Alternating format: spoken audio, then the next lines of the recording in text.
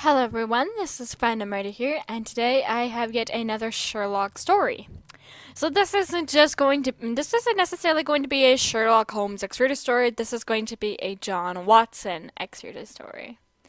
And I'm not sure if any of you have picked up on this, but this is going off of the BBC adaptation of Sherlock Holmes.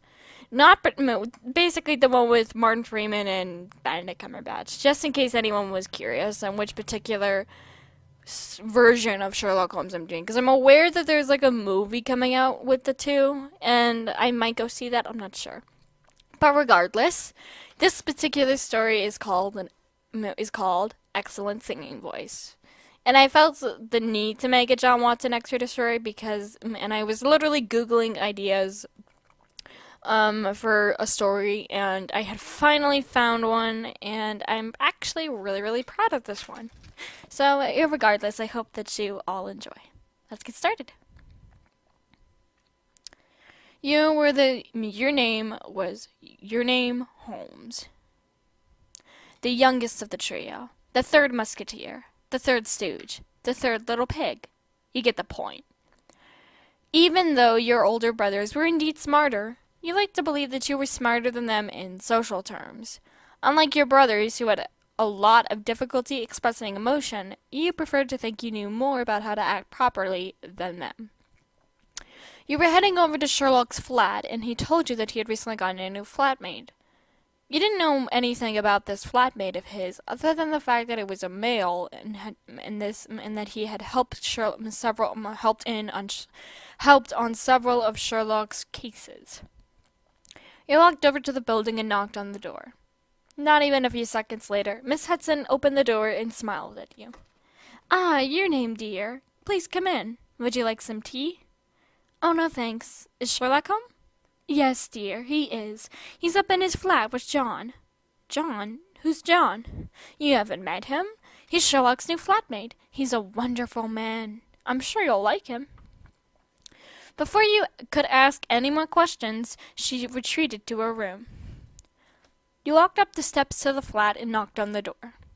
You come to learn that it was a good idea to wait before opening the door.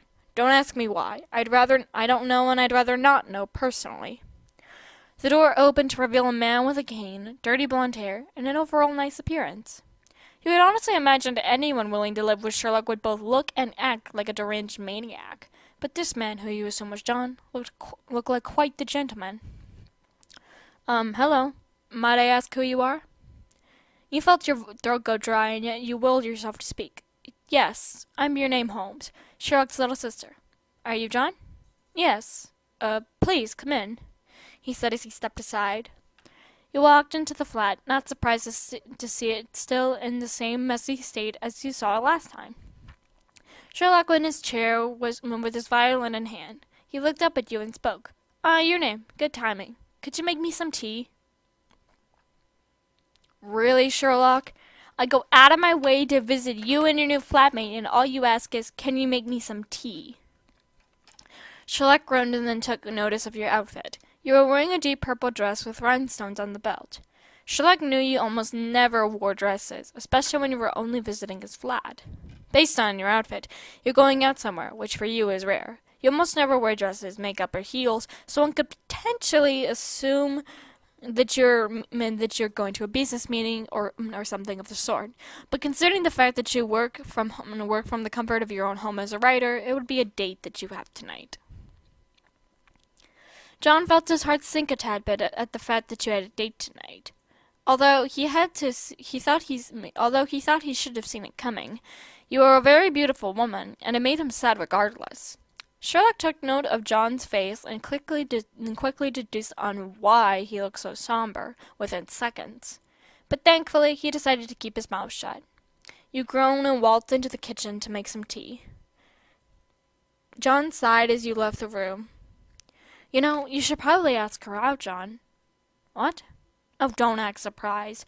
I saw how disappointed you looked when you found out she had a date. They aren't official, and this date will most likely stand her up again." "Again?"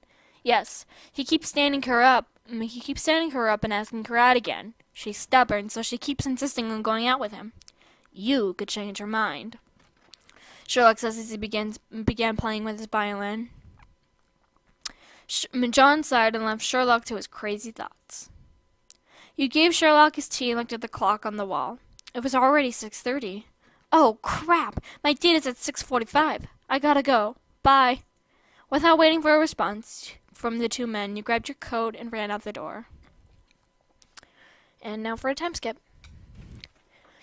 As Sherlock predicted, your date had stood you up outside the restaurant. You were beyond done. You had been attempting to flag a cabbie when you realized you didn't have any cash on you. You defeatedly pulled out your cell phone and dialed Sherlock's phone number. Hello? Sherlock answered. Sherlock, my date stirred me up and I don't have any money to flag a cabbie, so walk home. I take that as a no. I'll call John and have him send a cab your way. Alright, thanks, Sherlock. You then hung up the phone and began waiting for John. Meanwhile, John was on his laptop, most likely on a dating site, or writing on his blog, when his phone began ringing. He answered and said, Hello? John, your name's date stood her up again and I need you to go pick her up. Why me? Why can't you do it? I'm on a case. Besides, perhaps this could help you ask her out. John sighed loudly. Do I have much of a choice? Well, if you'd rather her walk the dangerous streets herself and possibly get killed, then you do. Fine, I'll go get her. Thank you. Sherlock then hung up the phone and John grabbed his coat and cane. You were waiting for some time, and you were concerned that if John didn't show up soon, you'd be forced to walk home. But right as you were thinking that, a cabbie pulled up and John rolled down the window. He motioned for you to come in, and you did just that. Once you were in the cab, you thanked John. Thank you, John. This was really sweet of you. John thanked God it was dark outside. Otherwise, or else you probably would have seen the blush that dusted his cheeks. Of course. The cab then began moving and the cabbie driver turned on the radio. You didn't think much of it at first, but then a song you really liked came on. Better When I'm Dancing. At first you nodded to the rhythm, which evolved into you singing the lyrics, in which I'm not going to sing because I sound awful singing. So we're just going to skip to the end. When you finished the song, you realized that you just sang the entire thing in front of John. You looked over at him with a fiery blush on your face and ears. He looked back at you and chuckled. You have a lovely singing voice, he said as he looked out the window. Thanks. John cleared his throat. Well, we're here. The cab pulled over to your apartment complex. Thanks for the lift, John. Sure thing. Boldness then took over you within seconds, and you suddenly leaned in and kissed John on the cheek. You blushed madly and smiled as you pulled away. Here, John. Here's my business card. Maybe we can go out sometime, you said as you handed him the card. He smiled and took the card. I'd like that. He smiled and then left the cab and went inside. Later on, John walked into the flat and sat down on his chair with the biggest smile on his face. Sherlock came into the room and patted him on the shoulder before heading into his room. Looks like my little experiment worked after all, Sherlock thought to himself before heading to bed. To be continued.